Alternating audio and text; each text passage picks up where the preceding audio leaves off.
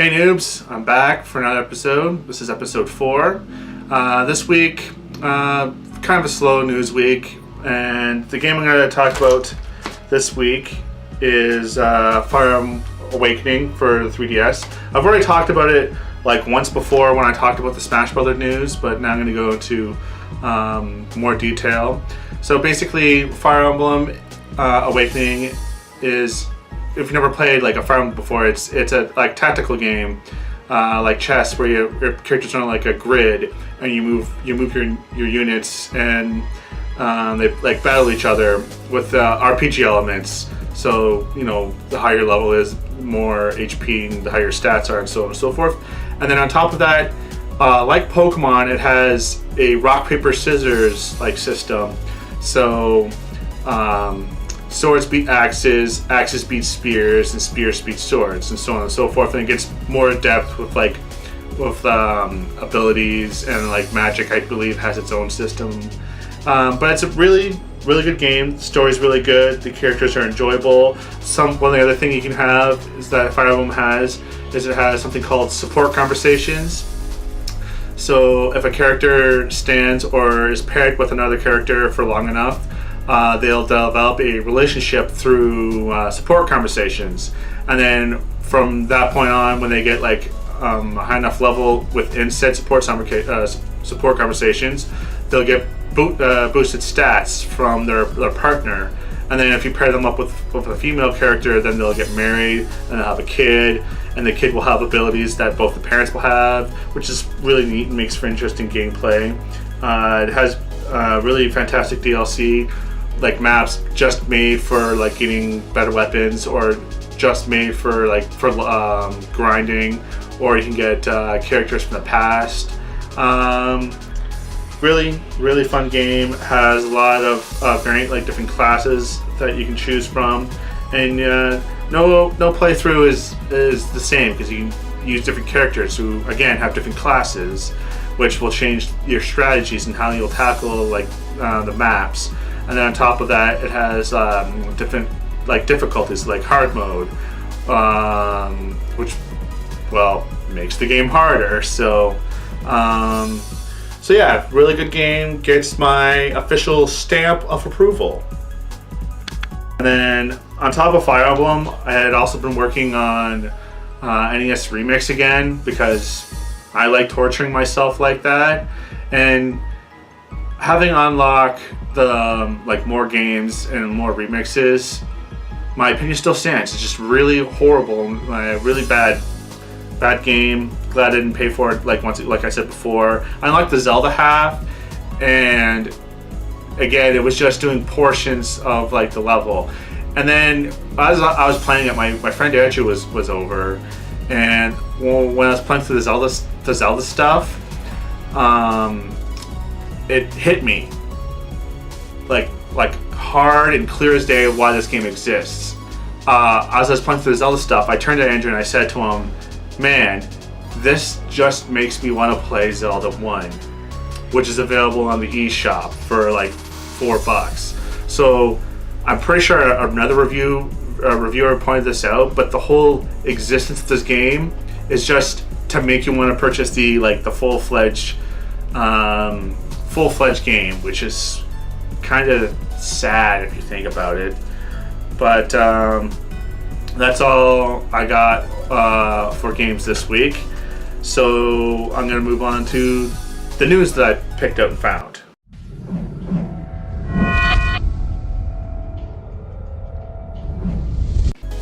Okay, so some news for this week that I found. We have Hyrule Warriors again made a little bit of news, because I believe it's actually out in Japan now officially, and people discovered that it doesn't have any online. It's just local play, which I feel people are upset about it, but I could really care less, because I don't see how online would really like help improve that game. I feel like local is probably like the better route to go, so whatever. On top of that, PlayStation Now, its beta has been released, and apparently from what I've seen, it has like really like wonky like prices for renting. So like you don't purchase a game, you get to rent it for X amount of days. So like a game you could rent it for like 4 hours for like $4, or like something like a month for like $20, or like 90 days for like $40, which seems kind of like weird. There's like a racing game where it was rent it for like 90 days and you pay $60. That seems a little expensive, especially when you can just buy the game for new for about that price. So hopefully PlayStation kind of like works with that and works with the pricing system, because as it stands right now, I feel it's not really worth it, especially with PlayStation Plus. You get games for free. So that's it for other news. I have some more news for you Pokemon fans. There will be a digital event that will run from August 13th to the 17th of September, where people will be receiving a pincer or a Heracross, depending on the version of the game. They will be level 50. Their abilities will be random, but they will always have a set nature of adamant. Heracross will be coming with Bullet Punch, Pin Missile, Close Combat, and Mega Horn. And then Pincer will have X-Scissor, Stone Edge, Earthquake, and Return. I don't know how this will work, but in the States, you can go to GameStop and from August 18th to the 31st and receive a special serial code that will give you the Mega Stones for Heracross and Pincer. And then Canada, you gotta have your location set for the Pokemon Club or whatever it's called, and then you'll receive the code in a newsletter. But I'm guessing they'll probably do it for us here too at eBay or GameStop. So stay tuned for that. I'll have more updates, more readier information when it's received on how to receive the Mega Stones. And then, so like the last little bit of news I have is the guys over at ZeldaDungeon.net had a Zelda marathon for the Child's Play charity. And if you don't know what Child's Play is, it basically it's a charity that collects donations for hospitals. So the hospital becomes like Children's Play like hospital, and it just makes sure that like children or kids that have to stay in the hospital for like long periods of time have things to do. They can still be a kid. It provides them with like toys and games to play while they're staying in the hospital, and makes their stay there much more pleasant than most other hospitals and so forth and whatnot. So what these guys did for their marathon was they played through every Zelda game in the franchise and collected donations by like, allowing people to choose their file names. They had like races, so they did a race for Ocarina of Time, and one guy actually performed like glitches for Ocarina of Time, where he got out of the Kakari Forest before he got the Spiritual Stone, which was amazing. And the first dungeon he did was like was the well. And then they did other stuff when they did the Link to the Past 7-way race. They did it like Mario Kart style, so you could like donate money, and like if you donated like $1, then X player or a certain player would have to play the game with like his feet or something like that.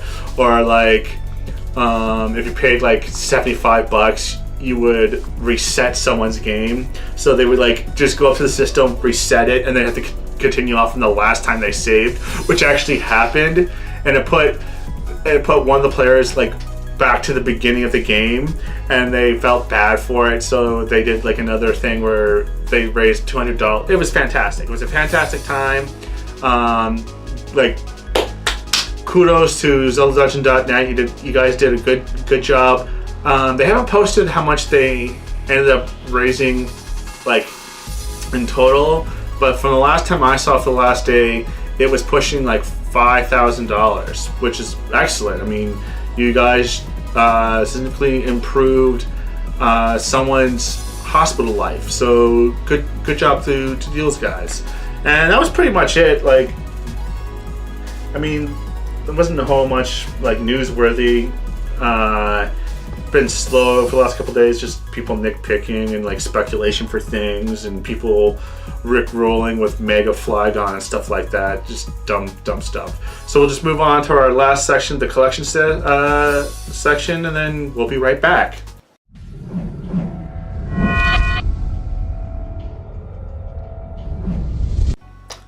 So I'm back, and for the collection piece that I chose this week I was actually really lucky enough, and I got the complete Mario collection. The actual stand that McDonald's had when they have new toys, they have the display case that shows off their new toys, and I was lucky enough to get the Mario Kart. Well, I got the Beanie Baby part, but who cares about that? And if you see, it's like missing because I gave all the toys to my daughter. So I'll just go to the stand. The stand itself comes with all the toys minus Donkey Kong, which is the cardboard cutout. I actually had to, if you like look right here, just a cardboard cutout. Still looks kind of nice though. I actually had to purchase the toy itself, which I'll probably replace the cardboard cutout. But look at the stand. Nice stand. It has a nice background from one of the tracks, the Peach's course, I think, and it has King of Koopas himself, Bowser, Toad, the little brother Luigi. Doesn't have his mean stare, but he's still there. Mario, Peach, Yoshi, and then of course Donkey Kong. And then I guess they ran out of characters because hat, just random visor. The main reason why I wanted this stand was I was planning on collecting all these toys anyways, but I was like, how am I going to display these? Well, McDonald's has a perfectly good display anyways, might as well ask if I can have those. The only thing I find kind of funny is like some of like the placement. So like they have Mario and Luigi here, which is fine, and they're obviously on like the upside down like part of the course, and their wheels are turned sideways to represent that. And then, but like, so they have Donkey Kong at the bottom here. His wheels are turned sideways, like he's supposed to be in anti-gravity mode, but he's not on the like upside down part of the course. He's on like the regular course. Yoshi's the same way, and then they have Toad and Bowser up here with their wheels turned right side up. You know, it's just little details. I'm not really complaining, just something funny that I'm pointing out. Just you know, I look for things like that. But it's a nice stand. Cost me nothing, so I guess the price was right. Toys are actually really nice too. They have like a little wheel at the bottom, and they come with stickers. I could really care less for the stickers. I'm not really big in that type of thing when it comes to collection pieces. I don't know how hard it would be for people to get. I guess you'd have to be there at the right time. I had people come up to me and be like, they asked for this. Like, I literally, like the day I knew this was coming out, I asked for the stand. People told me that they came up like the day after and asked for the stand, and I had to tell them no because I already called dibs on it. So that the stand itself might be hard to come by. I'm sure you want to, because I think they throw it out.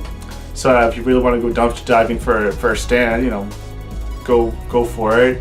I'm sure someone on eBay doesn't have the toys but has the stand and probably wants like $40 for it.